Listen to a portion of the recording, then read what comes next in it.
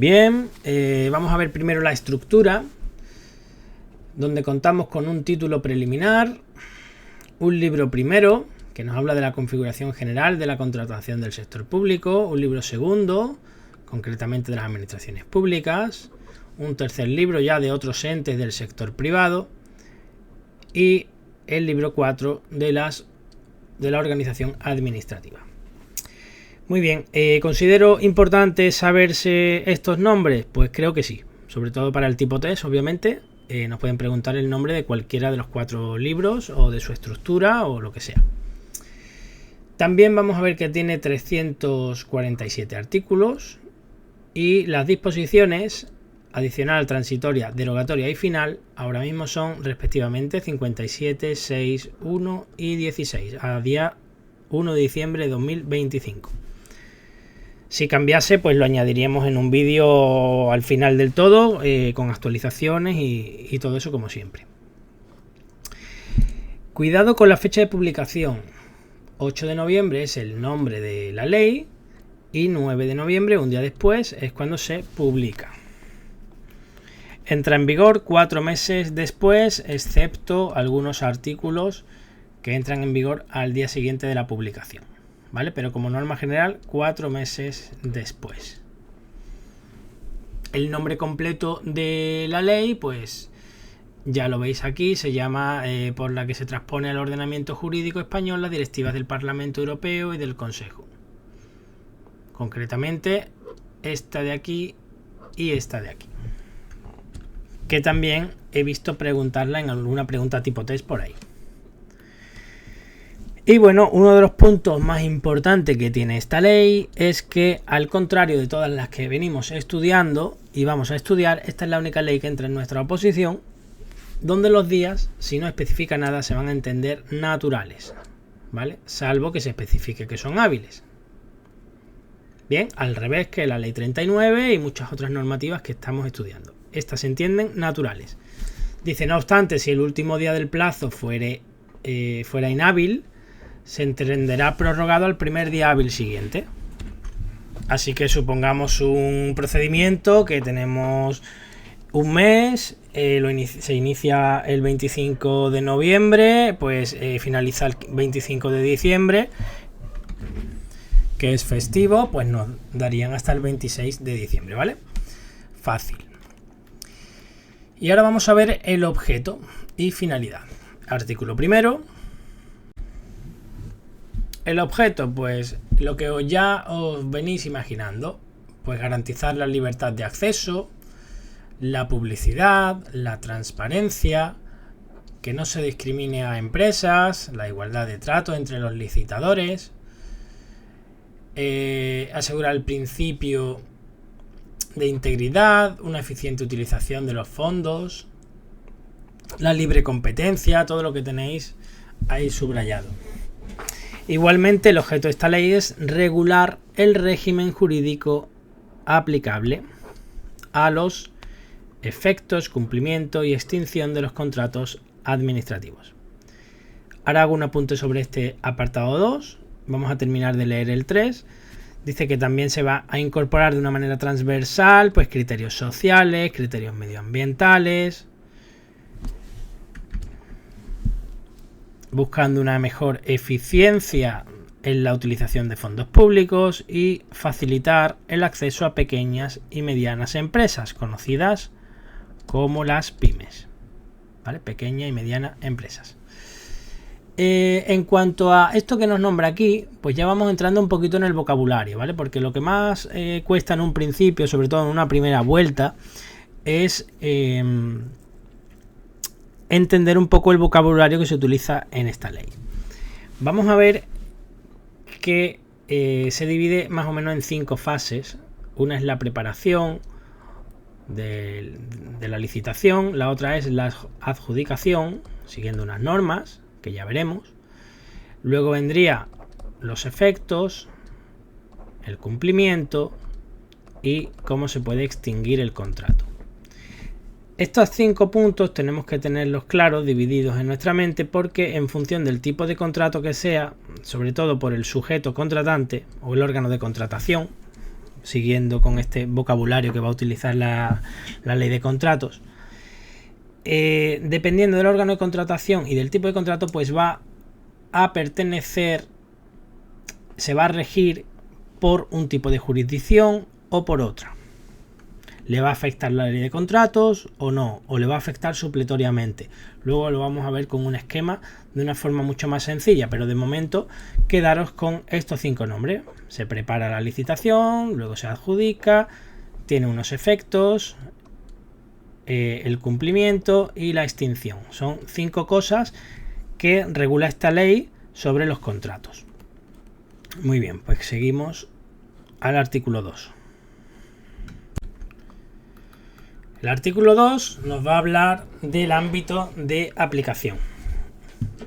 Y dice que, bueno, lo primero, que son contratos del sector público y en consecuencia pues están sometidos a la presente ley los contratos onerosos, cualquiera que sea su naturaleza jurídica, que celebren las entidades del artículo 3. Ahora vamos a dirimir un poquito todos estos sujetos. De aquí quiero que nos quedemos con la definición de contrato oneroso, que nos lo dice en el párrafo siguiente. Tiene carácter oneroso en el que se obtenga algún tipo de beneficio económico, ya sea de forma directa o de forma indirecta, es decir, prestar un servicio o conceder un suministro a una empresa, pero esa empresa a cambio va a tener que ver un beneficio económico directo o indirecto. También vamos a ver cómo se va a aplicar en las comunidades autónomas, las entidades locales y también los contratos subvencionados. Aquí no os preocupéis, que vamos a ir poquito a poco. De momento lo que vamos a tener claro es lo siguiente, antes de entrar en el artículo 3. Y es que todo lo vamos a interpretar, todo esto pertenece al sector público, ¿vale? ¿Qué pasa? Que si lo dividimos por la mitad, vamos a tener poderes adjudicadores y no poderes adjudicadores, ¿vale? Muy bien, esto ahora es importante por el esquemita que vamos a ver en un ratito. Y dentro de los poderes adjudicadores hay una porción que serían las administraciones públicas, ¿vale? Esto lo tenéis que tener muy claro. Las administraciones públicas son poderes adjudicadores y los poderes adjudicadores son sector público. Los que no son poderes adjudicadores también son sector público, pero se van a regir de diferente manera. Nos va a decir aquí todo lo que se considera sector público, ¿vale? Y yo ya he hecho unas indicaciones aquí de lo que sería administración pública, que van a ser esas 3 y la última que la voy a marcar ya también antes de que se me olvide. Y ahora vamos a leer.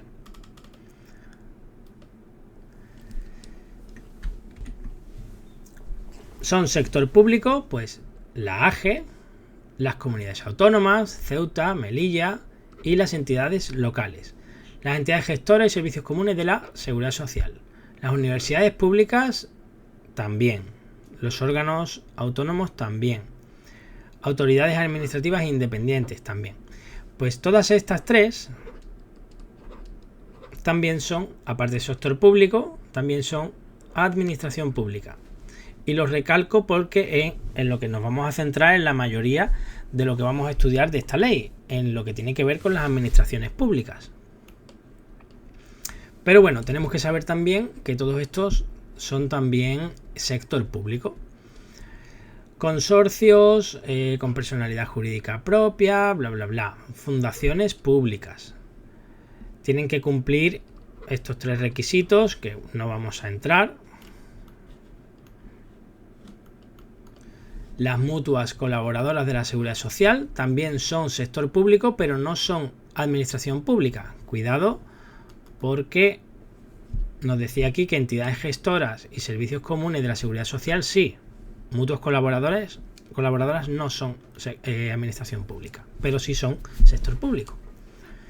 Entidades públicas empresariales, sociedades mercantiles, cuyo capital social sea más de un 50%, fondos sin personalidad jurídica y cualquier entidad con personalidad jurídica propia que hayan sido creadas específicamente para satisfacer necesidades de interés general, que no tengan carácter industrial o mercantil, siempre que mayoritariamente financie su actividad por algún órgano de la administración o bien su dirección o vigilancia. Bueno, las asociaciones constituidas por entidades mencionadas en las letras anteriores y las diputaciones forales y juntas generales de los territorios del País Vasco, ¿vale? Las diputaciones forales son de Navarra y las juntas generales de los territorios históricos del País Vasco, pues del País Vasco, que también son administraciones públicas.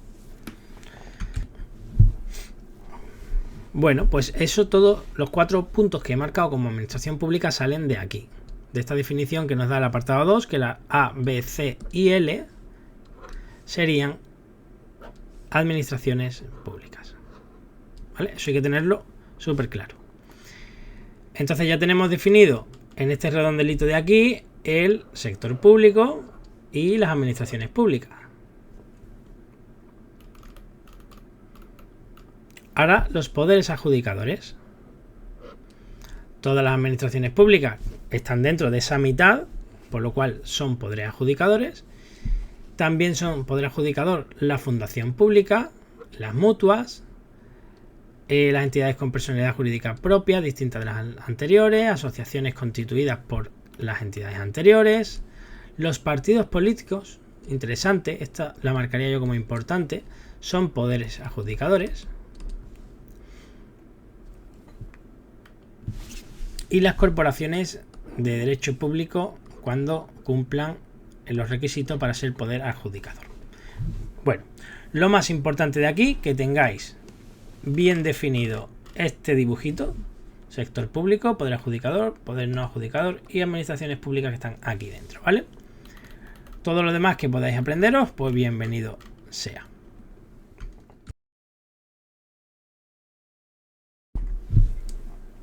Ahora, va a haber un tipo de negocios que van a estar excluidos de esta ley de contratos porque se van a regir por sus normas especiales. No obstante, nos dice que se aplicarán los principios de esta ley para resolver las dudas y lagunas que pudieran presentarse. Es decir, que primero sus normas especiales y segundo la ley de contratos, ¿vale? Normas especiales. Es decir, por su normativa propia. Bueno, pues aquí tenéis los artículos, no están desarrollados, pero creo que no es necesario. Y es suficiente con saberse pues el nombre de lo que está excluido de esta ley como aplicación directa. Pues todo lo que tenga que ver en materia de defensa, en materia de seguridad.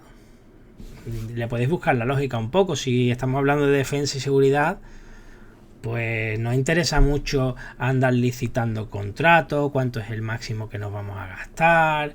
Esa información es un poco reservada, ¿no? Entonces tiene sentido pues que esto no vaya por aquí, por esta ley. Convenios y encomiendas de gestión. Las encomiendas de gestión las vamos a ver en los últimos temas de función pública, cuando veamos la ley 39 y 40. Y bueno, son como encargos que le hace una administración a otra para que le haga un servicio. Entonces tampoco se rige por aquí. Convenios pues son acuerdos que pueden hacer distintas administraciones para también prestar algún servicio. Pues tampoco. Los negocios y contratos que estén excluidos en el ámbito internacional. Lo que tenga que ver con I+D+I, que es investigación, desarrollo e innovación. Los negocios y contratos que estén excluidos en el ámbito del dominio público y el ámbito patrimonial.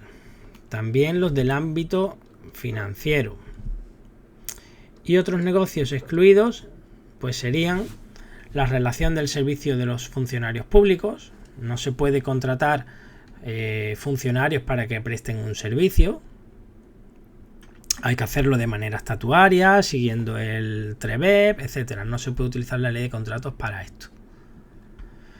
También los negocios donde se utilicen tarifas, tasas, precios públicos, como por ejemplo los notarios y esas cosas, ¿no? Todo lo que tenga que ver con arbitraje y conciliación también está excluido de esta ley. Cuando se obliga a entregar bienes o derechos o a prestar algún servicio de un sector público, de una entidad del sector público. También están excluidas las campañas políticas. Ojo, habíais visto que teníamos como sector público los partidos políticos. Se rigen por la ley de contratos, vale, pero las campañas políticas están excluidas de dicha aplicación de lo que viene siendo esta ley, ¿no? Cuidado con eso.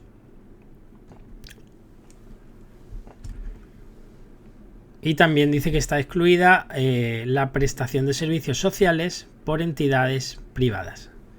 Tampoco es objeto de esta ley. Bien, vista la parte más aburrida del tema, vamos a profundizar ya en los tipos de contratos que vamos a tener. De aquí considero importante, bueno, los artículos 13, 14, 15 siguientes nos van a dar una breve definición de qué se considera un contrato de obras, un contrato de servicios, suministros, etcétera. Considero importante saberse el nombre del artículo, por si acaso en algún tipo de supuesto nos dice algo así como se va a celebrar un contrato de los estipulados en el artículo 13. Pues, y no nos dice lo que es. Pues creo que puede ser interesante que nos aprendamos el numerito, solo son 5 o 6, así que no hay ningún problema, ¿no? Y deciros que aquí vamos a ver, como os digo, una breve descripción en cada artículo de lo que es un tipo de contrato de obra, suministro, servicio, etcétera. Pero luego vamos a entrar al final del tema casi en todas las especificidades y procedimiento completo de una celebración de cada uno de ellos, porque cada uno lleva unas consideraciones diferentes, ¿vale? Bueno, haciendo esa aclaración, antes de empezar, el primero que vamos a ver es el contrato de obras, que tiene por objeto, pues, esto de aquí. Dice la ejecución de una obra aislada o conjuntamente con la redacción del proyecto, o la realización de alguno de los trabajos enumerados en el anexo 1. Bueno, ¿qué recalco de aquí? Lo del proyecto, ¿vale? Una obra se puede contratar la obra con el proyecto de forma conjunta, o bien la obra por un lado y la redacción del proyecto por otro. De hecho, esa última, hacerlo de forma separada, va a ser la norma general, como en realidad habría que hacerlo. Luego lo vamos a ver cuando veamos el proyecto y vais a ver lo que os estoy diciendo. Pero bueno, que sepáis de momento que se puede contratar la obra con el proyecto o el proyecto por otro lado a una empresa diferente. De hecho, el proyecto sería hecho de forma independiente un contrato de servicios. Bueno, también puede ser la realización por cualquier medio de una obra que cumpla los requisitos fijados por la entidad del sector público que ejerce una influencia decisiva en el tipo o proyecto de la obra. Ejecución de una obra o realización de una obra. Simplificándolo. ¿Y qué vamos a entender por obra? Pues vamos a entender el resultado de un conjunto de trabajos de construcción o de ingeniería civil destinado a cumplir por sí mismo una función que puede ser económica o técnica y su objeto sea un edificio, una nave, es decir, un bien inmueble. Y también se va a considerar obra pues los trabajos que modifiquen la forma o sustancia del terreno o vuelo o de mejora del medio físico o natural del mismo. ¿Vale? Todo eso son definiciones que para un tipo test nos conviene muchísimo saberlas. Bien, los contratos de obra se van a referir a una obra completa, entendiendo por obra completa cuando sea susceptible de ser entregada al uso general o al servicio correspondiente sin perjuicio de las ampliaciones que posteriormente puedan existir. ¿Vale? Así que obra completa se entiende cuando el el adjudicatario haya realizado la obra y la pueda entregar al órgano de contratación, ¿vale? Vamos utilizando un poquito el lenguaje de esta ley de contratos.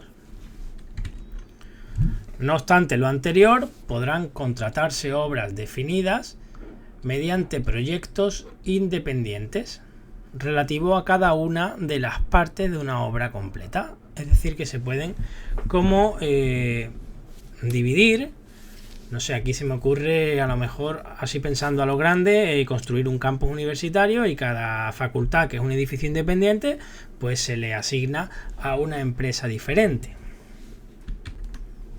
¿Vale? Para que pueda hacerse además esto, dice que tiene que ser susceptible de utilización de forma independiente. Y bueno, otra afirmación importante, dice: se podrán celebrar contratos de obras sin referirse a una obra completa. Pues nada, todas estas premisas tenéis en subrayado lo importante y tenemos que conocerlo. Vamos con la concesión de obras. En la concesión de obras, el más claro ejemplo que tenemos es la construcción de una autopista y su posterior explotación por parte del adjudicatario de ese contrato, ¿no? Y nos dice aquí, es un contrato que tiene por objeto la realización de una obra como la del artículo anterior, incluida su restauración, reparación, conservación y mantenimiento, y en el que la contraprestación de lo que se va a llevar a cambio el adjudicatario va a ser el derecho a explotar la obra, es decir, a cobrar, por ejemplo, esos peajes en esa autopista, o bien el derecho a explotar la obra acompañado de un precio, es decir, puede solamente ganarse la contraprestación con peajes o con peajes más un dinero que le dé el órgano de contratación. Perfecto, ¿no? Muy bien. Pues eso sería una concesión de obras. Y ahora dice aquí, el derecho de explotación de la obra, es decir, el derecho a poder cobrar esos peajes y ser adjudicatario de esta concesión de obras, implica que se transfiera al adjudicatario, al concesionario en este caso, el riesgo operacional. Y este concepto lo tenéis que conocer, lo vamos a definir ahora. Se entiende por riesgo de demanda el que se debe a la demanda real de las obras o servicios objeto del contrato y riesgo de suministro el relativo al suministro de las obras o servicios objeto del contrato. En particular, el riesgo de que la prestación de los servicios no se ajuste a la demanda. Es decir, que el riesgo que va a correr económico lo va a asumir el concesionario. El concesionario es el que se ha llevado adjudicada la concesión de la obra, ¿vale? El empresario es el que va a correr el riesgo operacional. Se considerará que el concesionario asume un riesgo operacional cuando no esté garantizado, ¿vale? Esta es la definición importante, que en condiciones normales de funcionamiento el mismo vaya a recuperar las inversiones realizadas ni a cubrir los costes en que hubiera incurrido como consecuencia de la explotación de las obras que sean objeto de la concesión. No está garantizado que vaya a recuperar lo que invirtió. Eso significa asumir el riesgo operacional. Y en el caso de que implique la explotación de la obra, como todo contrato de concesión de obra conlleva, pues implica también esa transferencia del riesgo operacional al empresario, ¿vale?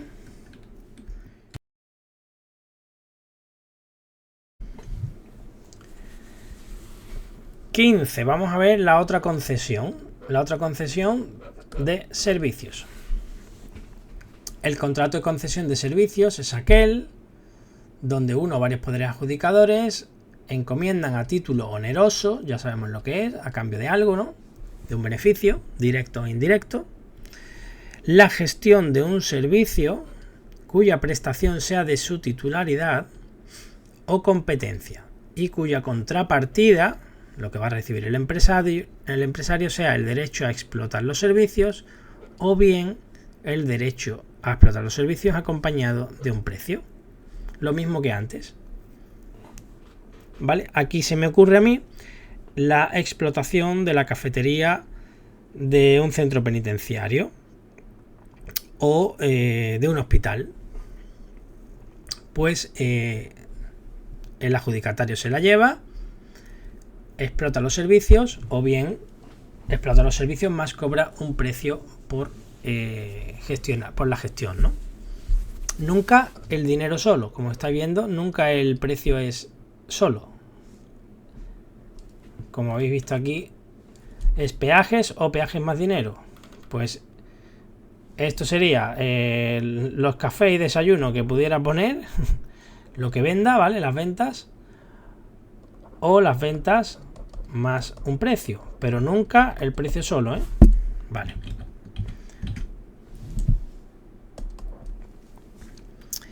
También implica transferir el riesgo operacional. Ya habéis visto que en las dos concesiones el riesgo operacional es transmitido al empresario.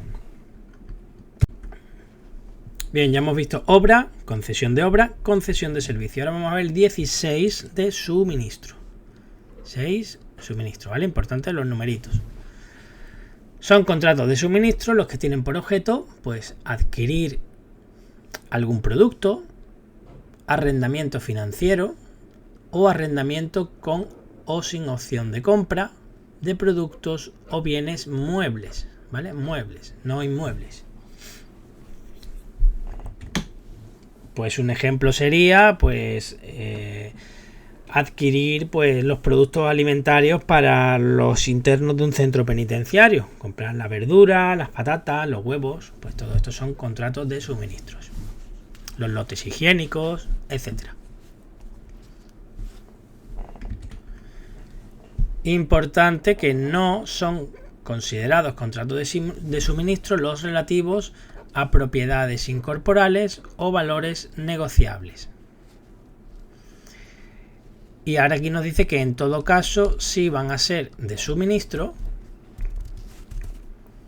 cuando se obliga a entregar una pluralidad de bienes de forma sucesiva por precio unitario, sin que la cuantía total se defina con exactitud al tiempo de celebrar el contrato, porque no sabemos cuántos huevos vamos a tener que comprar, ¿vale?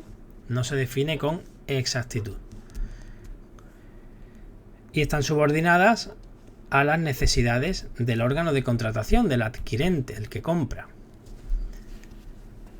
También van a ser contratos de suministro cuando se adquiera o alquilen equipos y sistemas de telecomunicaciones. A excepción, y ojo que esta es muy preguntada, de los programas desarrollados a medida. Cuando la administración, bueno, un poder adjudicador, encarga o licita un contrato, mejor dicho, para un programa hecho a medida, que hay que hacerlo con las especificaciones que el órgano de contratación diga, pues eso se considera un contrato de servicios, ¿vale? Sin embargo, adquirir un programa informático que está en el mercado, como el paquete Office, un sistema operativo Windows, etcétera, que puede ir a la tienda y comprarlo, o comprarlo por internet, pues eso sería de suministro, ¿vale? Diferenciar bien eso. Un programa normal que se puede encontrar en el mercado es suministro, y un programa hecho a medida sería un contrato de servicios. También son contratos de suministro los de fabricación. Y también los contratos de adquisición de energía primaria o transformada, como por ejemplo, pues el suministro eléctrico, combustible, etcétera. Todo eso, pues, son contratos de suministros.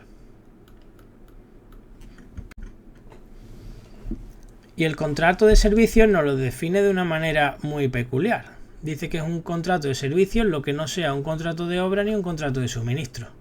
Y se queda tan ancho.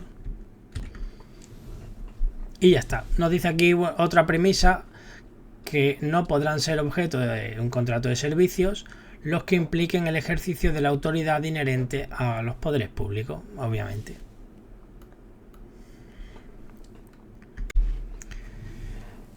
¿Y los contratos mixtos del artículo 18 qué son? Pues son los que contengan varios de distinta clase. Y hay unas reglas que hay que seguir cuando se trata de un contrato mixto. Mira, antes de entrar en cuestión, vamos a utilizar una nomenclatura. Vamos a utilizar la O para contrato de obras, concesión de obra, concesión de servicio, suministro y servicio, ¿vale? Si os parece, vamos a utilizar todo este tema, esta nomenclatura, para facilitar el estudio y la comprensión y memorización de todos los artículos. Dice, cuando un contrato tenga dos o más contratos de algo de esto, se va a atender al carácter de la prestación principal. ¿Qué vamos a entender por prestación principal? Pues que si, por ejemplo, se trata de una obra y vamos a contratar por otro lado también un servicio de vigilancia de la obra, pues ¿qué es lo que va a costar más dinero? Pues la obra se entiende que va a costar más dinero y la vigilancia menos. Pues vamos a atender a las normas de las obras. ¿De acuerdo? Va a ser solo un contrato, va a ser un contrato mixto, va a tener dos prestaciones diferentes, la de obra y la de servicios, pero vamos a atender a la de la obra, ¿vale? El carácter de la prestación principal. Así que cuando se mezcle con una de estas tres simples, vamos a atender a la de la principal. Pero si lo mezclamos ya con concesiones, es decir, tenemos algo de esto con concesiones, vamos a actuar del siguiente modo. Aquí vamos a poner principal.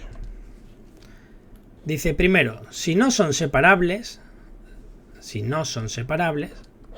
va a atender también la misma norma. Nos vamos a atender a la prestación principal. Pero sin embargo, si sí son separables y aunque se pueden separar, se decide adjudicar en un contrato único, se van a aplicar las normas relativas a los contratos de obra, suministro o servicio cuando el valor estimado supere las cuantías SARA. Yo sé que ahora mismo, a lo mejor si estáis viendo esto por primera vez, os estáis liando, pero no os preocupéis. Y en caso contrario, atendemos a las normas de las concesiones. Es decir, si no se puede separar, atendemos a lo principal, a lo que más valga, como el ejemplo que he dicho antes. Y ahora, si sí se pueden separar, pero igualmente el órgano de contratación no decide separarlo, y estamos mezclando concesiones con uno de los que tienen, digamos, una sola palabra, servicio, suministro y obra, vamos a ver el precio, el valor estimado, mejor dicho, de las cuantías SARA, ¿vale? Si supera las cuantías SARA, que ya las veremos dentro de un ratito, vamos a atenernos a obra. Bueno, vamos a poner en el mismo orden, ¿vale? Y si no son SARA,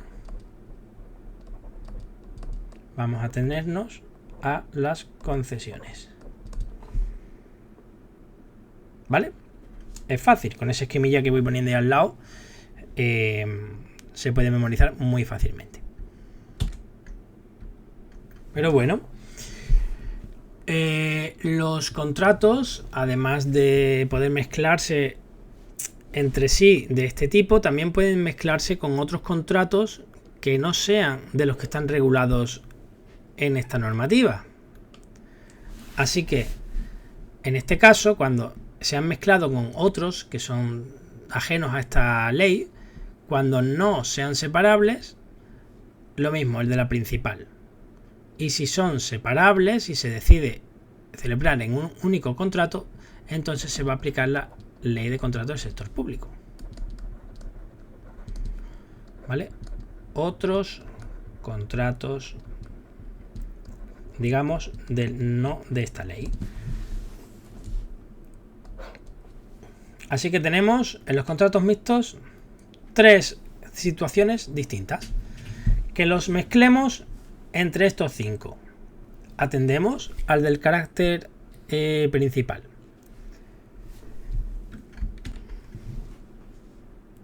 Aquí tenemos el primer caso. El segundo caso, que lo mezclemos con concesiones. En ese caso, si no se pueden separar, la principal. Que sí se pueden separar, pero no se decide separar, pues vemos el valor SARA. Si es SARA, utilizamos lo de una palabra, y si no son SARA, nos regimos por las normas de las concesiones. Y cuando se mezcle con otros contratos que no sean de la ley de contratos, si no se pueden separar, vamos a atender al carácter de la prestación principal. Y si sí se pueden separar y no se decide hacer, pues se va a atender y se va a regir todo por la ley de contratos. ¿Vale? Haceros un pequeño esquemilla y si no, pues lo intentaré yo también poner para facilitar la memorización de este artículo. Quedaros siempre que cuando no es separable, siempre es prestación principal, ¿vale? Eso en los 3 casos es así.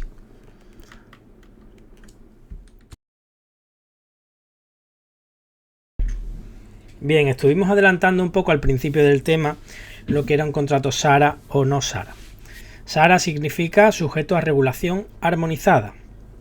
Esto viene porque, bueno, en función de la importancia que tienen, de la entidad contratante y de los importes de estos contratos, pues necesitamos que en toda Europa, en toda la Unión Europea, se realice de una manera armonizada, de que sea todo igual en la misma Unión Europea, ¿no?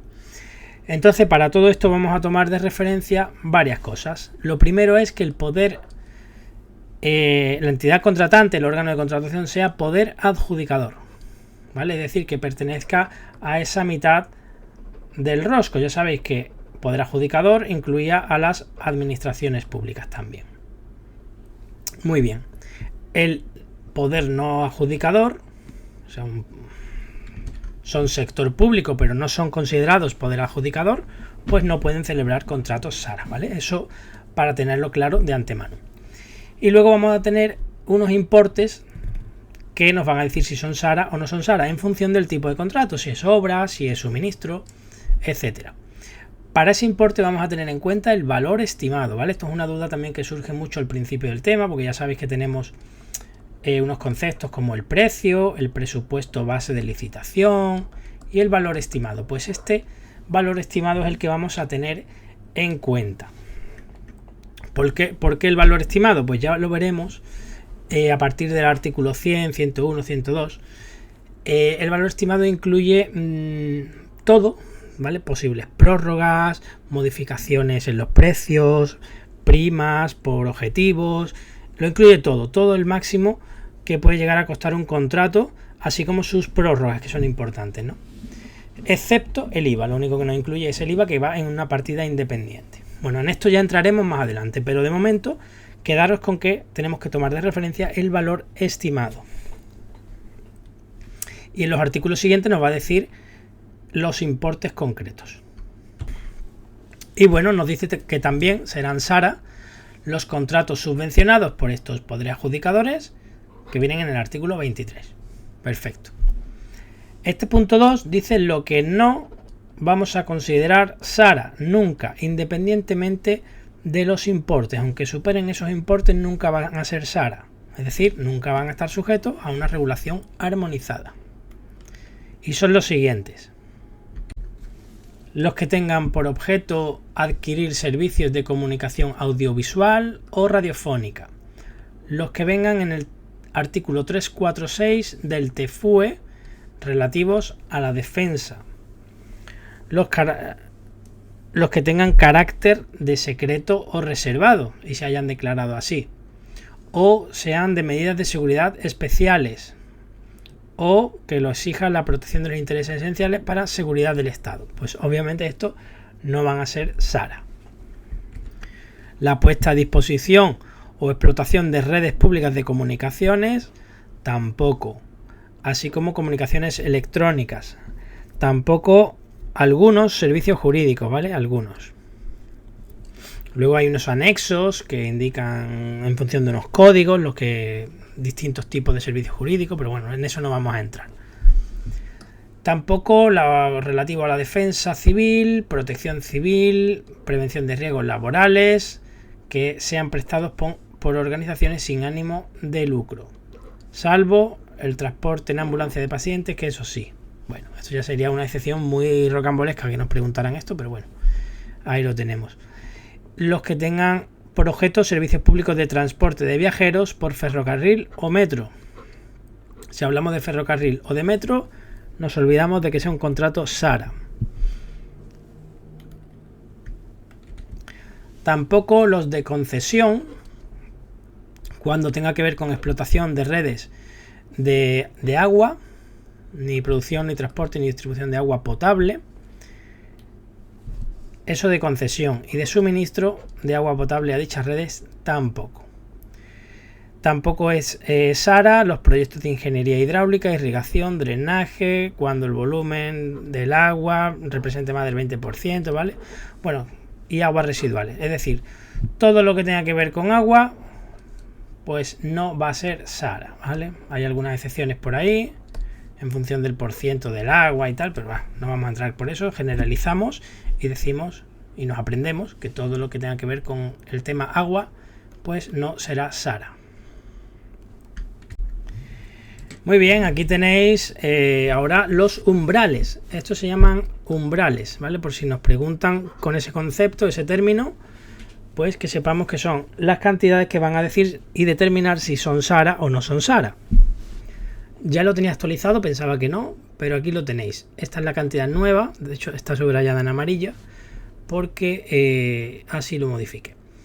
Entonces, obras, concesión de obras y concesión de servicios, para que sea SARA, tiene que ser un importe de valor estimado. Vamos a ponerlo mejor así. Valor estimado a partir de, ¿vale? Con esa flechita o con el punto ya sabéis mi consejo, ¿vale? En cuanto a eso. 404. ¿Vale? Yo el a partir de o lo pongo con una flechita o lo pongo con un punto. Cuando es más le pongo el más y cuando es menos le pongo el menos. De esa manera visualmente me recuerda y se me viene a la mente con ese dibujito, con ese símbolo, y sé identificarlo, ¿vale? Porque si me dicen justo esa cantidad, ahora empiezo a dudar y digo, ay, pero era más de 5.404.000 o era a partir de, y ya vienen las dudas y vienen los problemas. De esta manera pues evitamos todo eso. Tenerlo siempre en cuenta a lo largo del tema, porque es muy importante, sobre todo en este tema, porque hay muchas cosas que son más de, menos de y a partir de. O sea que aquí tenemos que andar con mucho cuidado. Bien, seguimos. Aquí nos habla de los lotes, ¿vale? Lo voy a leer y ahora explico un poco. Dice que podrán exceptuarse de estas normas los lotes cuyo valor estimado sea inferior a 1 millón de euros, siempre que el importe acumulado de los lotes exceptuados no sobrepase el 20% del valor acumulado de la totalidad. Ahora vamos a ver un ejemplito. Los contratos se dividen en lotes, se pueden dividir en lotes. De hecho, lo normal es dividirlo en lotes. Luego lo vamos a ver, que sería la norma general. Y si no lo hacemos en lotes, tenemos que justificarlo. Podemos pensar en un principio que es al revés, pero no. La norma general va a ser dividir en lotes, ¿vale? Luego veremos ese artículo también. Vamos a... como estamos dentro de obras, concesión de obras y concesión de servicios, vamos a hacer un contrato de obras, donde por un lado haga un lote 1, lote 2 y lote 3. Estos 3 lotes vamos a poner, no sé, fontanería, electricidad y albañilería, ¿vale? Esto se vería mejor en un contrato de suministros, pero bueno, me da igual. Dividimos en 3 lotes. Una empresa le vamos a encargar toda la fontanería, a otra toda la electricidad y a otra todo lo que es tabiquería y albañilería. El contrato vamos a poner que es de 6 millones de euros. Por ejemplo, esa obra. Y ahora vamos a poner que la fontanería nos va a costar 750.000. La electricidad otros 750.000. Y nos quedarían 4,5 millones para la obra. Para la albañilería, ¿no? Muy bien, pues todo esto suma los 6 millones que tenemos aquí arriba. Entonces, ¿qué podemos hacer? Dice aquí que podemos exceptuar de la normativa SARA los lotes que valgan menos de 1 millón de euros. Por lo que en principio podríamos meter el lote 3 en SARA porque es SARA. Y estos de aquí no SARA, ¿verdad? Porque son inferiores a 1 millón de euros. Entonces ya no tengo que cumplir con los plazos, las publicaciones en el Diario Oficial de la Unión Europea, todas esas cosas que luego veremos que conlleva el que sea SARA. Pero nos pone otra limitación. Nos dice que se pueden exceptuar lotes siempre que la suma de los lotes no supere el 20%. En este caso, si sumamos 750.000 y 750.000, nos va a dar 1,5 millones de euros. ¿Vale? No hay problema. Lo que pasa que 1,5 millones es el 25% de 6 millones. Entonces nos estamos pasando. Tendríamos que decidir pues que uno de los dos, por ejemplo la electricidad, pues llevarla por SARA o la fontanería, porque no podemos excluir en este caso, en este ejemplo, los dos lotes. Ahora, si los dos lotes fueran de 100.000 cada uno, pues entonces podríamos excluir los dos lotes, no tendríamos ningún tipo de problema. Así que siempre tenéis que tener en cuenta, en el caso de obra, concesión de obra y concesión de servicio, que se pueden extraer lotes, excluirlos de esa obligatoriedad de la regulación armonizada, siempre que sean inferior a 1 millón de euros, es decir, menos 1 millón, menos, importante, es decir, un lote de 1 millón no se puede excluir, y que no sobrepase, o sea, máximo, el 20% del valor acumulado. En este caso, 750 y 750 sería 1,5 millones. Ya si el 25% de 6 millones me paso, no vale. ¿De acuerdo? Bueno, creo que con el ejemplo se ha entendido muy bien. Vamos ahora al de suministro.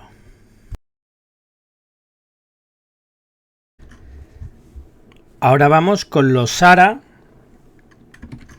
de suministros. ¿Qué contratos de suministros van a estar sujetos a esta regulación armonizada? Pues aquí tenemos que dividir en dos.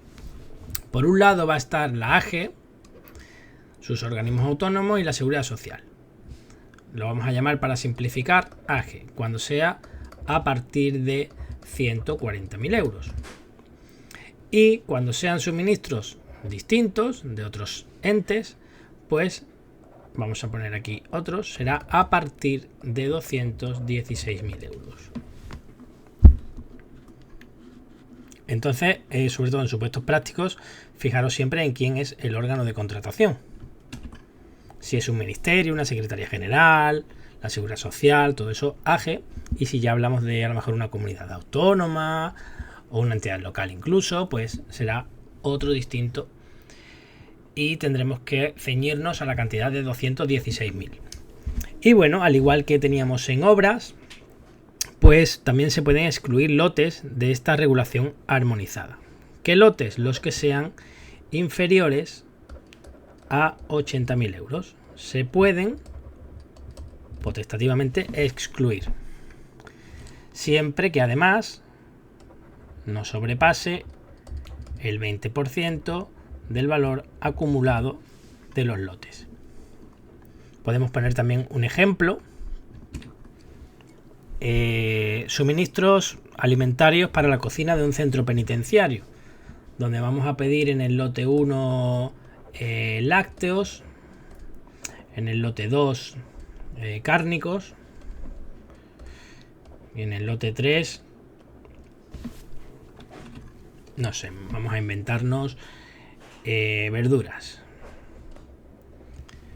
Bueno, pues vamos a ponerle precio a estos lotes. Vamos a poner 15.000, 60.000 y 100.000, por ejemplo. Todo esto suma pues 175.000, ¿verdad?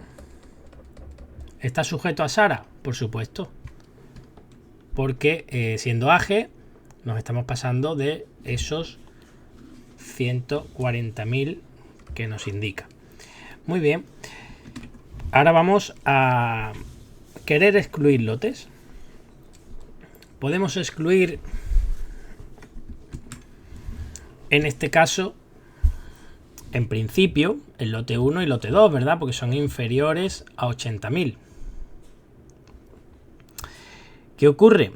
Que si metemos los dos, nos vamos a 75.000 euros. 75.000 de 100.000, estamos ya aproximándonos casi que a un 50%. Por lo cual, no vamos a poder meter el lote 1 y lote 2. El lote 2, si a simple ojo calculamos, si queremos excluir el lote 2, podemos hacer una fórmula rápida, 6 por 3, 18, estaríamos más o menos en un 30%, rondando el 30%. Nos pasamos del 20%, ¿verdad? También. En este caso, solo podemos excluir el lote 1, que no se pasa del 20%. Pues vamos ahora con los de servicios. Nos vamos a parar poco aquí porque es exactamente igual. AGE, Seguridad Social y organismos autónomos a partir de 140. Otras entidades del sector público diferentes, 216.000. Pero a estos dos, aparte tenemos que añadir este apartadito C, que nos dice que a partir de 750.000, cuando sean servicios sociales y otros servicios específicos del anexo 4.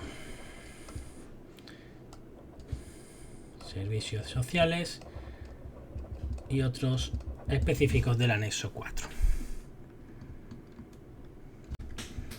Por supuesto, también vamos a poder excluir los lotes de la misma manera. Los que sean inferiores a 80.000 euros, como máximo un 20% del valor acumulado. No hace falta que pongamos de nuevo un ejemplo sobre eso. Y nos vamos ahora a los subvencionados. Bueno, esto solo vale para obras o servicios. Apartado A, obras. Apartado B, servicios. Pero van a estar vinculados a los de obra. En este caso, tiene que estar subvencionado por un poder adjudicador de forma directa más de un 50%. Así que, ya sabéis, el sector público dividimos por la mitad y esta parte derecha eran los poderes adjudicadores que incluían a las administraciones públicas. Esa subvención de poderes adjudicadores tendrán que ser hechas en más de un 50% y además de forma directa. Pero además de esa condición de cantidad subvencionada, solamente puede ser sujeto a regulación armonizada cuando se trate de hospitales, centros deportivos, recreativos, ocio, centros escolares, centros universitarios y edificios de uso administrativo, cuando el valor pues sea SARA. Y asimismo, el apartado B nos dice los servicios vinculados a esas obras, en este caso a partir de un valor SARA, pero no de la AGE, sino del resto de las entidades. Acordaros que estamos hablando de poderes adjudicadores. Así que han establecido esa cantidad de 216.000. Pues nada, por esto no preguntan mucho por los subvencionados, pero bueno, que sepáis que existe y que sepáis más o menos defenderos en caso de que os salga. Y vamos a pasar ahora a las clases de contratos y régimen jurídico aplicable.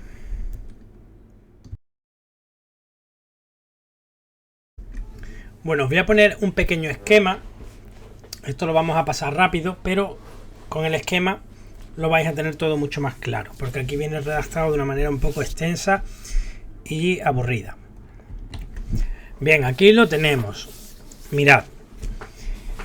Hemos dicho que dentro de ese círculo que teníamos de no poder adjudicador y sí poder adjudicador, y dentro aquí teníamos las administraciones públicas, ¿verdad? Y todo este círculo era el sector público. Bien, pues aquí tenemos las administraciones públicas, este circulito pequeño, dentro del poder adjudicador. Y luego tenemos poderes adjudicadores que no sean administraciones públicas, es decir, el resto del medio círculo este, ¿no? Y luego, por otro lado, pues el sector público que no es poder adjudicador ni administración pública, es decir, los que no son poderes adjudicadores, la mitad izquierda de este círculo. Bueno, pues las administraciones públicas pueden celebrar todos los tipos de contratos. Pueden celebrar contratos administrativos, que son los de obra, concesión de servicios, suministro y servicios. Esos 5 contratos se pueden llamar contratos administrativos, contratos típicos o contratos nominados. ¿Vale? Estos 5 son esos que hemos visto previamente. Luego también pueden celebrar contratos administrativos especiales. Los contratos especiales son los que haya una ley que así determinen que son especiales.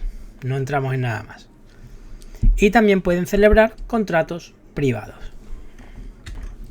Bueno, pues aquí vienen ahora las fases.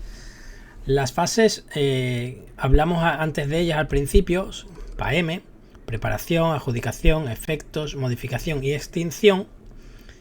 Las 5 cosas en los contratos típicos se van a regir primero por la ley de contratos. En segundo lugar, lo que no venga estipulado algo en la ley de contratos se va a regir por derecho administrativo. Y en tercer y último lugar, por derecho privado. Ya de manera supletoria. ¿Qué pasa? Que estas 5 fases en el contrato especial, contrato administrativo especial, va a ser igual. Ley de contratos, derecho administrativo y derecho privado, pero en primer lugar vamos a situar las normas específicas que regulen ese contrato administrativo especial. ¿De acuerdo? Perfecto. Y ahora, cuando celebre una administración pública un contrato privado, las 2 primeras fases de preparación y adjudicación se va a regir de la misma manera. Ley de contratos, derecho administrativo, derecho privado. Pero en los restantes, efectos, modificación y extinción, se va a regir como norma general por derecho privado. ¿Qué implica todo esto? Pues que los que tienen esta manera normal de hacerse, pues se va a regir por la jurisdicción contencioso administrativo. En caso de que haya algún problema, alguna denuncia, algún recurso o lo que sea, se va a regir todo por el contencioso administrativo. Y solamente cuando sea administración pública, contrato privado, efecto, modificación, extinción, las 3 últimas fases que se rigen por derecho privado, va a ir por la jurisdicción civil. ¿Vale? Este primer esquema que acabo de explicar es el más importante de los 2. Y ahora vamos con el segundo. El segundo, tenemos los poderes adjudicadores que no son administración pública, porque las administraciones públicas están explicadas arriba. Estos son los poderes adjudicadores. Vamos a diferenciar cuando celebre un contrato SARA de uno no SARA. Preparación y adjudicación cuando sea SARA, pues igual. Y contencioso administrativo. Sin embargo, aunque sea SARA, como no es administración pública, sino que es poder adjudicador, los efectos, modificación y extinción se van a regir por derecho privado. Y cuando sea derecho privado, ¿qué va a regir? La jurisdicción civil. Vale, los no SARA, también separamos las 2 primeras fases y las 3 últimas. Y iría por el 318 y 168 y nos iríamos a un contencioso. Y el resto, derecho privado, jurisdicción civil. Y el contrato privado, bueno, ya terminamos con los poderes adjudicadores y nos vamos al lado izquierdo del círculo, que era el sector público, que no es ni siquiera poder adjudicador.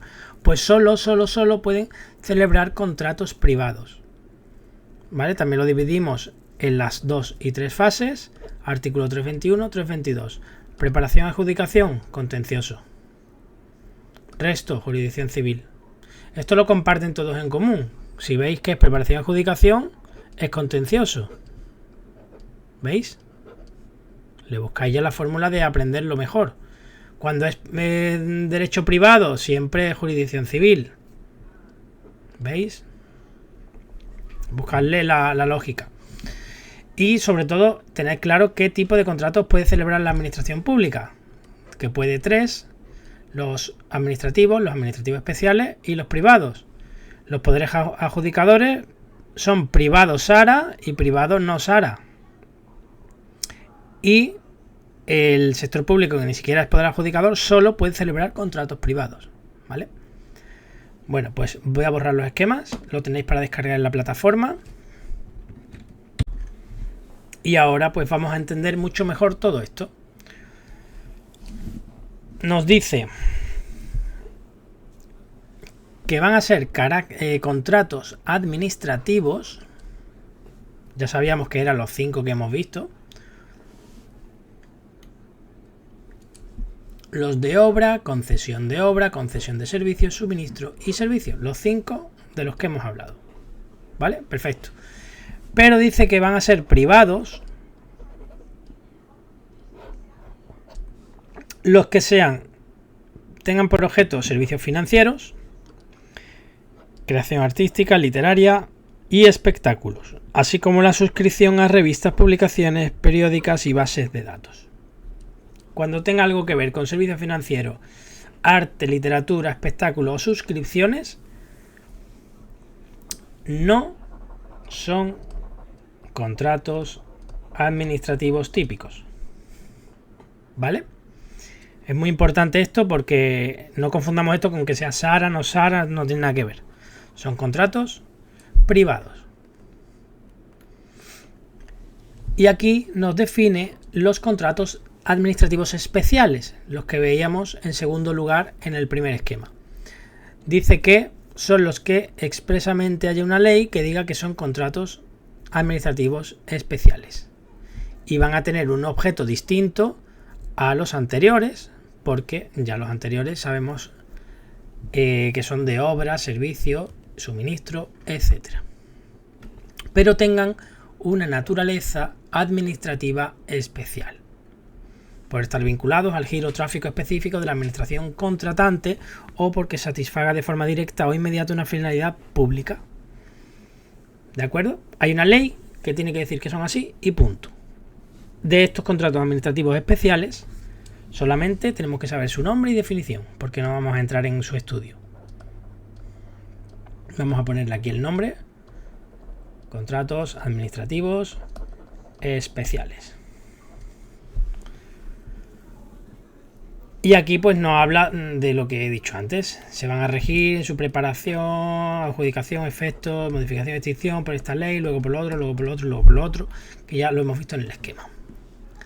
Contratos privados. Los pueden celebrar los 3 sujetos que hemos visto anteriormente: administraciones públicas, entidades del sector público que siendo poder adjudicador no reúnan la condición de administración pública, y los del sector público que no reúnan la de condición de poder adjudicador, ¿no? Los 3 tipos pueden celebrar contratos privados y tienen que ser un objeto distinto a los administrativos y a los administrativos especiales. Ya está, no tiene más misterio. Nos habla aquí ahora de lo que ya he explicado en el esquema: cómo se van a regir, todo eso, su extinción, su efecto, modificación, preparación, adjudicación. Todo esto lo hemos visto súper bien en el esquema y aquí ya nos sobra. Porque aunque lo leáis y lo intentéis estudiar por ahí, al final vais a terminar haciendo un esquema igual que el que os planteo yo. Pero es que el artículo 27 también venía en el esquema. Nos decía que iba a ser por contencioso administrativo, pues la preparación, adjudicación, efecto, modificación de los contratos administrativos, bla, bla, bla. Lo hemos visto todo ahí y no vamos a entrar ahora porque es repetir lo mismo que además aquí se ve mucho peor porque viene por párrafos, letras, cuando en el esquema lo tenéis súper bien. Y la jurisdicción civil en estos casos. Y nos vamos ya a las disposiciones generales, la necesidad e idoneidad del contrato y eficiencia en la contratación. Y aquí, leyendo lo que está en negrita, tenemos suficiente. Dice que las entidades del sector público no podrán celebrar otros contratos que los necesarios para el cumplimiento y realización de sus fines institucionales. La naturaleza y extensión de las necesidades que pretenden cubrirse mediante el contrato proyectado, así como la idoneidad de su objeto y contenido para satisfacerlas. Bien, también se va a tener consideraciones sociales, medioambientales, de innovación. Van a promover la participación de las pymes, que vimos antes. Se va a permitir el acceso sin coste a la información. Y todo se va a ejecutar de acuerdo con los principios de necesidad, idoneidad y eficiencia. Con lo que tenéis ahí en negrita, tenéis más que suficiente con este artículo, que son cosas pues bastante lógicas y simples.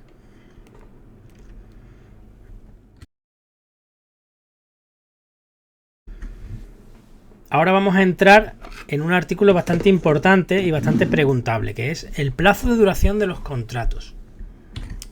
En primer lugar, ¿cuánto va a durar un contrato? Pues lo que tenga que durar en función de la naturaleza de las prestaciones, las características de su financiación y la necesidad de someter periódicamente a concurrencia la realización de las mismas. Porque luego vamos a ver unos máximos y podemos pensar que esos máximos es lo que tiene que durar. No. Durarán lo que tengan que durar en función de su naturaleza, características y necesidad. El contrato puede prever una o varias prórrogas. Para que sea válida la prórroga, las características tienen que permanecer inalterables durante ese periodo de duración. No vale hacer una prórroga y que en esa prórroga cambien los precios, por ejemplo. Las prórrogas también son bastante preguntables, así que vamos a centrarnos también un poco en ellas. La prórroga la acuerda el órgano de contratación, no la empresa, ¿vale? Sin embargo, es obligatoria aceptarla por parte del empresario. Pero para que sea obligatoria y se vea obligado a seguir prestando ese servicio o ese suministro, dice que tiene que preavisarse al menos con 2 meses de antelación a la finalización del plazo de duración del contrato. Salvo que en los pliegos, que ya veremos lo que son como esas bases que van a regir el contrato, se establezca uno mayor. Dice mayor, Por lo cual, mínimo 2 meses antes, tiene que avisar de la prórroga. Y esto la convierte en obligatoria para el empresario. Por lo cual, y en resumidas cuentas, esta afirmación que dice aquí es de lógica. Dice: quedan exceptuados de la obligación de preaviso los contratos cuya duración fuera inferior a 2 meses. Si un contrato dura 1 mes, no tiene sentido esto del preaviso de 2 meses. Y en ningún caso se puede producir la prórroga con consentimiento tácito, es decir, no expreso. Tácito es que se da por hecho que se va a prorrogar y se prorroga. Pues eso no vale. Tiene que ser un consentimiento expreso, firmado.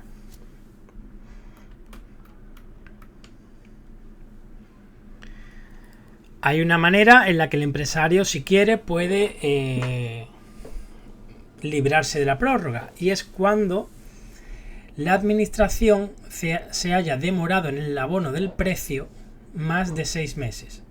Vale, más de 6 meses de demora igual a prórroga no obligatoria. Fácil. Yo voy siempre a los márgenes del apartado del artículo, voy añadiendo ese esquemilla, resumen, dibujo, que me ayuda luego a la hora de repasar y memorizar. Bueno, si el que se retrasa es el empresario en ejecutar el contrato, en terminar esa obra o terminar de hacer ese servicio o entregar ese suministro, el órgano de contratación puede concederle una ampliación del plazo de ejecución, ¿vale? Esto va a llevar penalidades y ya las veremos luego. ¿Qué más? Ahora vamos a entrar ya en contratos concretos, cuánto de máximo pueden tener. Pues en suministros y servicios el máximo es de 5 años. Siempre vamos a entender incluidas las prórrogas que puedan existir, porque las prórrogas tienen que venir contempladas en los pliegos. Pero tenemos excepciones, vamos a ponerlas aquí, excepto cuando lo exija la recuperación de la inversión. Recuperar inversión puede ser superior en ese caso. Contrato de servicios de suministro, de mantenimiento, perdón. Servicios de mantenimiento conjuntamente con el de la compra del bien a mantener. Vamos a imaginar que hemos celebrado un contrato de suministro de una máquina compleja que fabrica lo que sea. Y la única empresa que puede dar mantenimiento a esa máquina es a la misma que se la hemos comprado. Por lo cual hemos encargado también ese servicio de mantenimiento.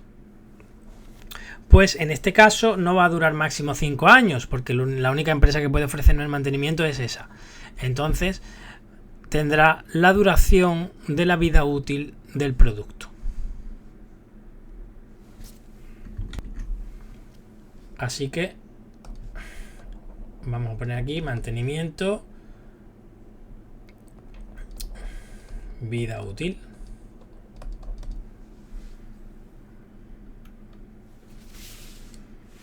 También tenemos una excepción relativa a los servicios a las personas, cuando se va a poder establecer también una duración mayor, si fuera necesaria, para la continuidad de tratamientos. Y que además, si lo finalizamos y cambiamos de prestador de ese servicio, pueda repercutir negativamente en las personas atendidas. Así que otra excepción sería esos servicios a personas que estén recibiendo un tratamiento, no especifica nada más, y no se deba cambiar de empresa, ¿vale?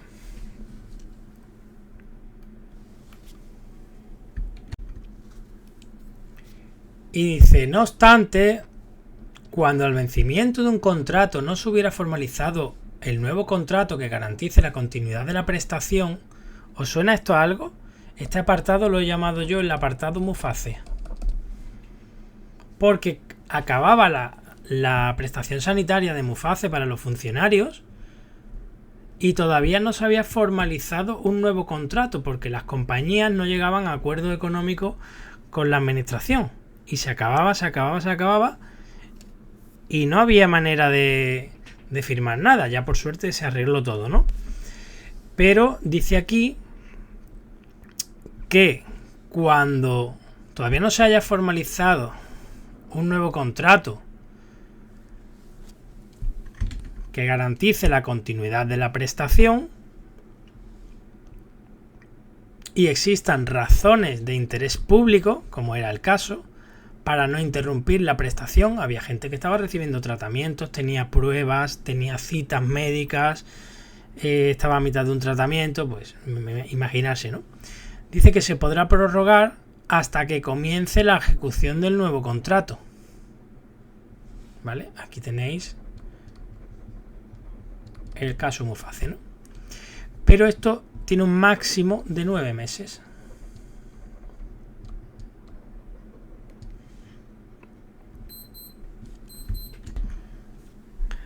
Pero claro, esto al final lo que hace es como premiar a la administración por no ser previsora, por lo cual que hay que hacer cumplir una condición, y la condición es que el anuncio de licitación de ese nuevo contrato se haya publicado con una antelación mínima de 3 meses respecto de la fecha de finalización del contrato de origen. Es decir, que para poder prorrogar los 9 meses hay que licitar el contrato, sacarlo a subasta pública, ¿no?, en un plazo de 3 meses antes de su fin.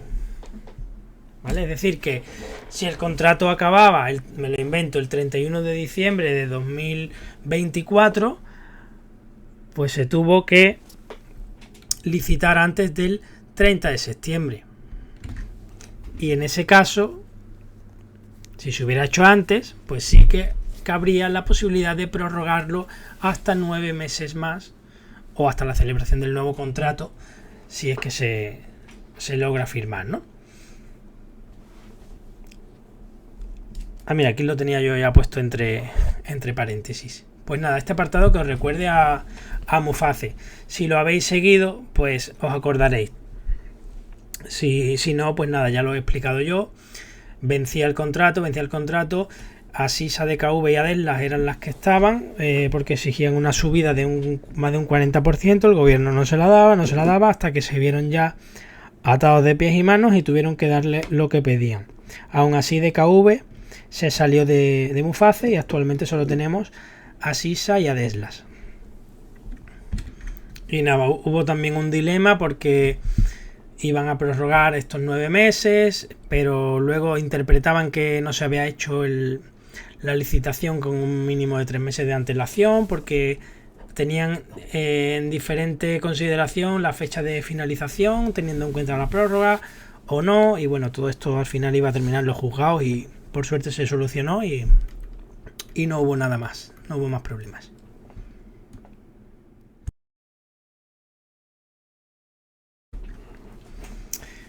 Bueno, arrendamiento de bienes muebles, de maquinaria, todo esto, máximo también 5 años, incluyendo prórrogas.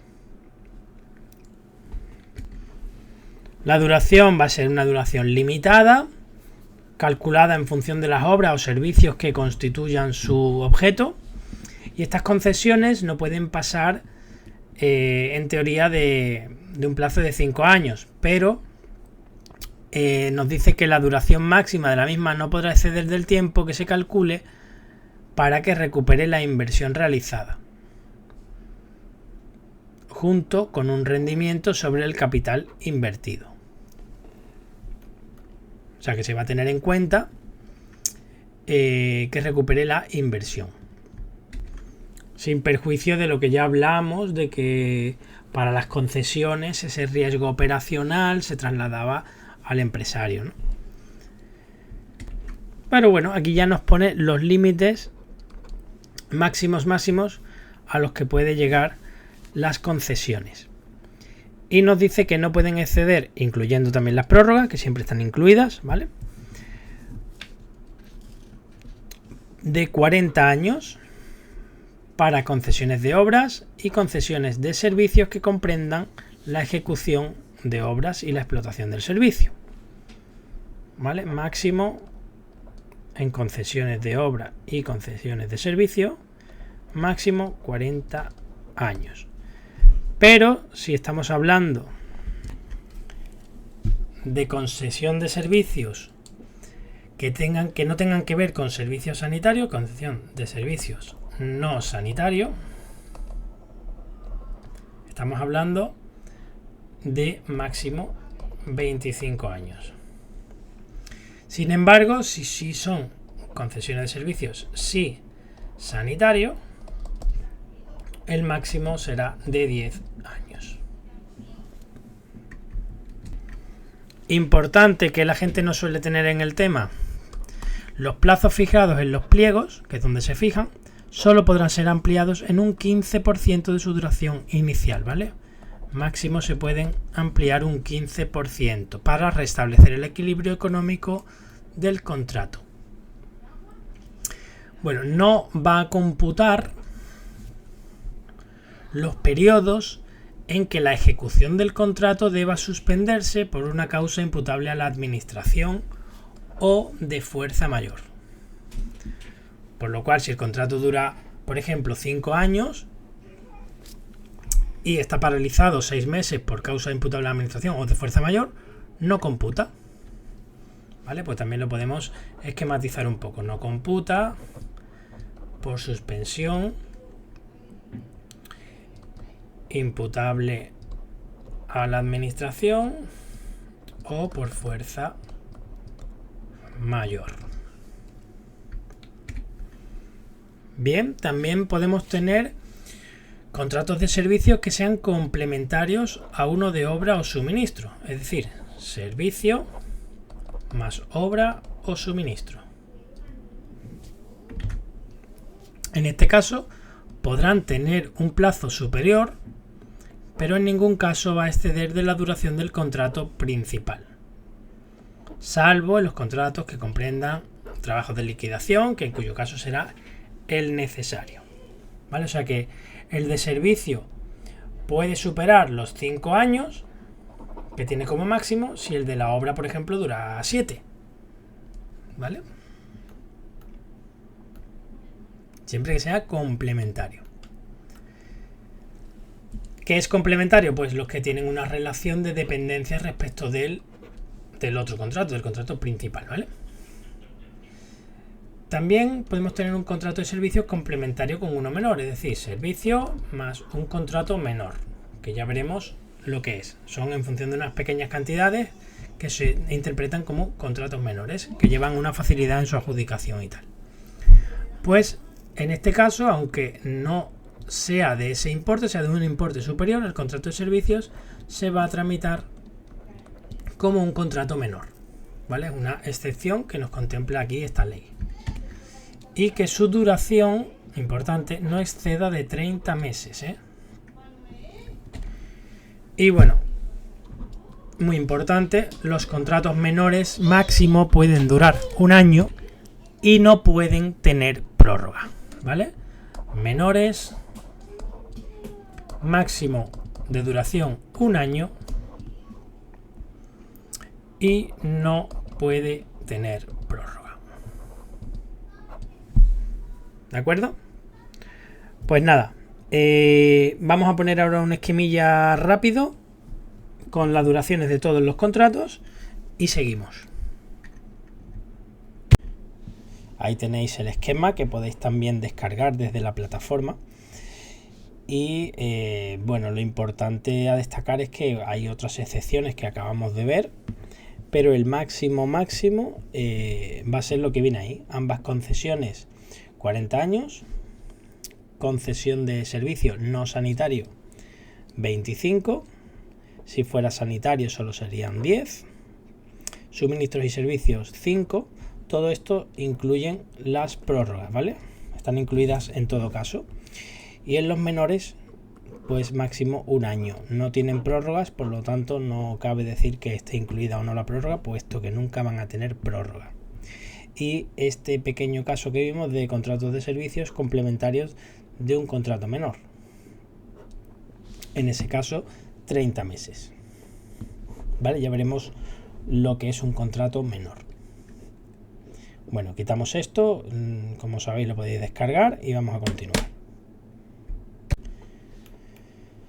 Nos dice el artículo 34 que va a existir una libertad de pactos. Esto quiere decir que pueden incluirse cláusulas, pactos, condiciones, las que se quiera, siempre que no sean contrarios al interés público, ni al ordenamiento jurídico, ni a los principios de buena administración. ¿Vale? Todo lo que sea acorde a eso, pues será válido. Y aquí tenemos el contenido mínimo que ha de tener un contrato. Y para esto, pues podemos pensar en un contrato que tengamos nosotros hecho con cualquier empresa, pues bien de suministro eléctrico, bien contrato telefónico, de internet o cualquier otro de compra-venta. Nos dice que va a tener que tener pues la identificación de las partes, qué partes van a firmar este contrato. También la acreditación de la capacidad de los firmantes para suscribir el contrato. Esto normalmente pues se puede hacer con una declaración jurada o algo así, ¿no? En este contexto de la ley de contratos, pues a lo mejor hay que demostrar que eres el administrador de esa sociedad, por ejemplo, que va a contratar o tiene intención de contratar con la administración. La definición y objeto del objeto y tipo de contrato. Pues va a poner si, bueno, el objeto, el fin que tiene ese contrato. Si es una obra, pues el objeto será la construcción de un inmueble para tal fin y todo eso. Y el tipo de contrato pues sería un contrato de obras en ese ejemplo. Ya veríamos si está sujeto a regulación armonizada o no. Todo eso nos lo tiene que decir el contrato. También qué legislación se va a aplicar. En este caso estamos estudiando pues la ley de contratos del sector público, pues nos diría si estamos celebrando por ejemplo un contrato administrativo, que es lo que estamos estudiando mayormente, pues la legislación aplicable, pues esta ley de contratos y su reglamento de desarrollo. También la normativa nacional y europea que afecte a tema de protección de datos. La enumeración de los documentos que integran el contrato. También a esta documentación se le puede establecer una jerarquía para determinar una prevalencia y todo eso. Bueno, pues eso no nos interesa mucho. El precio cierto y si no, el modo de determinarlo. Por ejemplo, en un contrato de suministros que va a estar sujeto a las unidades que pida la administración, ¿no? Pues no se sabe el precio cierto, total y final. Se sabe el modo de determinarlo. Tantos euros, tantas unidades por euro o ¿sabéis? Y de esa manera pues lo calculamos en función de las unidades que pidan, pero ya estará establecido el precio de antemano para poder calcularlo. También lo que acabamos de ver, la duración del contrato o fechas estimadas para el comienzo de su ejecución y finalización. Y la prórroga o prórrogas si estuviesen previstas.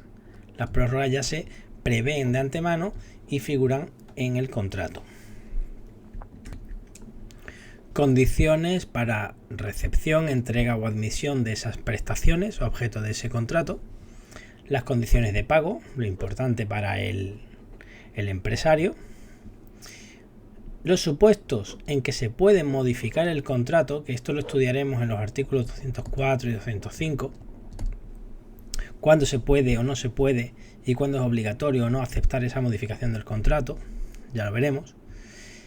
También tienen que figurar como contenido mínimo del contrato cuándo se puede resolver el contrato, es decir, terminarlo y liquidarlo. El crédito presupuestario, si no lo habéis visto ya, pues esto está relacionado con el tema 17, donde va a figurar qué crédito, programa o rúbrica contable que lo llama, pero para nosotros el crédito presupuestario, al que se va a imputar ese gasto, al que se abonará el precio, ¿vale? Y la extensión objetiva y temporal del deber de confidencialidad. Al empresario se le va a poner una obligación temporal de confidencialidad. Y la obligación de la empresa contratista de cumplir durante todo el periodo de ejecución del contrato las normas y condiciones fijadas en el convenio colectivo. ¿Vale? La administración va a obligar a que, no sé, esos trabajadores que se contraten para cumplir el objeto del contrato adjudicado, pues va a velar porque se cumpla ese convenio colectivo. Cuando se firme este contrato, o vamos a utilizar el vocabulario de la ley de contratos, cuando se formalice, el documento contractual que quede, ese contrato, no va a poder incluir estipulaciones, es decir, derechos u obligaciones para las partes distintos de los previstos en los pliegos. ¿Vale? Los pliegos ya van a establecer las condiciones de antemano, por lo cual no se puede firmar luego una cosa diferente a lo que ya venía en los pliegos, porque las empresas van a presentar ofertas para ese contrato conforme vienen en los pliegos. Si luego lo cambiamos, pues estamos cambiando las reglas del juego y es trampa, ¿no? Vamos a ver ahora la perfección de los contratos.